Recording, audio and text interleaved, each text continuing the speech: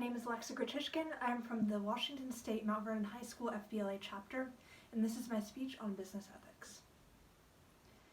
An old African proverb states that even the most beautiful fig may contain a worm.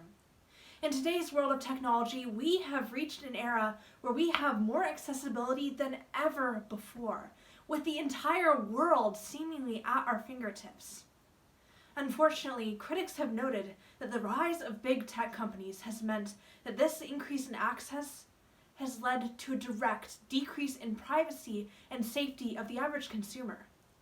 When balancing these issues, it's important to realize that the issue of big tech isn't one-sided and isn't black and white, but rather requires careful consideration of the scope of big tech and antitrust and careful analysis of what steps we should take next. So let's realize whether it's better to throw out the entire fig or to salvage what we can, by first looking into what has specifically caused the growth of big tech in America. Now, we have antitrust laws in place, so what stops them from being enforced upon these large tech companies? Well, as explained in Stanford Technological Review, there's a new scope in the digital age, which means that laws are often outdated and don't quite fit this new landscape. Specifically, we can see companies like Google and Facebook employing tools that we've never seen before to allow them to retain dominance in their respective fields. Specifically, we can see that Google uses the preferential advertising of their own products in order to make sure that they're always the ones constantly making the most money. And Facebook buys and sells users' data across the web, not just on their own site. And as CNBC explained in January, this expansion isn't just limited to antitrust regulations within its own scope, but rather it expands into other areas as well.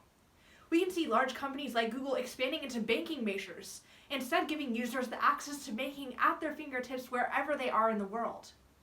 So the reason we're seeing big tech companies grow today is because first, laws are outdated, and second, because they have the resources and the power to expand into more fields than ever before. Now let's see why we've allowed this to go unnoticed for so long. I mean, of course, we don't want to directly keep any laws in place that are going to be harming consumers. So there has been some benefit to big tech. First, we can see that with the example of banking services and other expansion into industry, we can see access directly increases.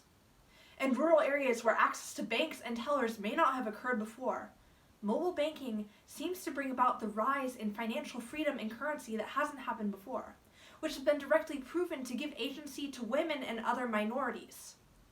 Additionally, we can see that custom services, as well as free use of all the services these tech companies provide, means that the consumer often feels like they're the ones benefiting. Being able to get on the computer and Google anything whenever you want, wherever you are, is easy, and it's a luxury that we in society enjoy to have. However, we can see that this isn't actually good in every single case. Now, as explained in Fortune in 2019, industries still are continuing this expansion to an even greater degree than before. This is specifically seen through Amazon's recent acquisitions in the healthcare industry. Now, as these companies grow and grow, it's very easy for proponents to continue to argue that they're simply increasing access in these spheres. However, the issue is more complex than that.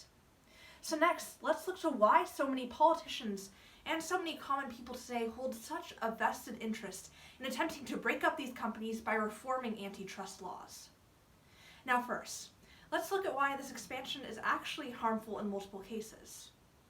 It's time that we all take a step back and ask ourselves, do we really want big tech companies to not only have a hold over most of the technology industry as a whole, but also over agencies like grocery shopping, healthcare, and banking?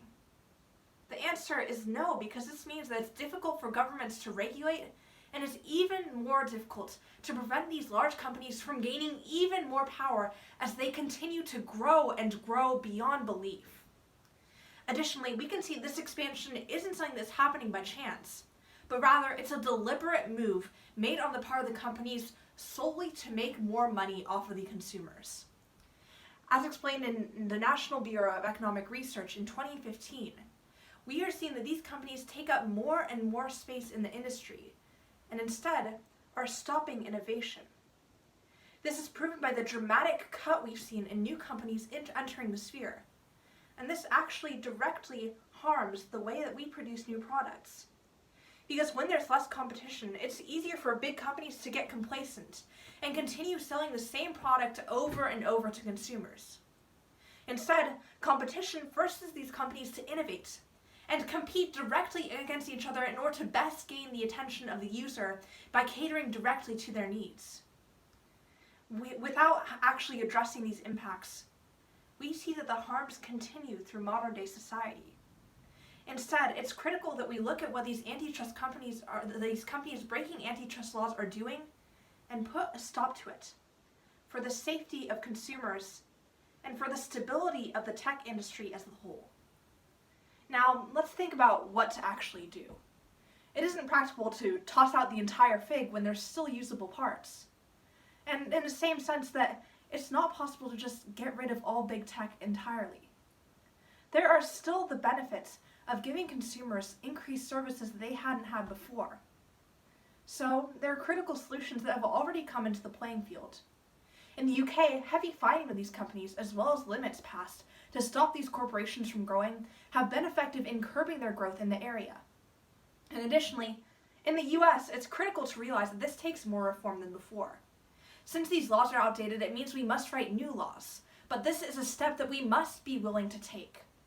Specifically, we can see that by making this activity illegal instead, and stopping mergers and acquisitions, as well as placing a heavier tax on these big corporations, we're going to see that we rewrite the current story of big tech and finance, and instead center it around the consumer, the competition, and innovation, rather than the mergers, the dominance, and the stability. Instead, let's move towards a future where we are able to trust big tech while keeping it from being a monopoly.